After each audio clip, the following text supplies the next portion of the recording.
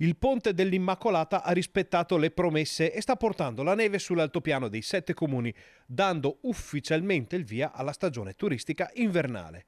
Nelle scorse ore i primi fiocchi sono scesi fino ai paesi e nei fondovalle, per poi assestarsi in modo più deciso sui rilievi per la gioia dei primi turisti, degli appassionati di sport invernali e per la felicità degli operatori che ripongono in questa stagione grandi aspettative. Le nevicate importanti di questi giorni hanno permesso di aprire gli impianti alle Mellette e sul Verena, dove l'8 dicembre si è già visto il primo attesissimo pienone.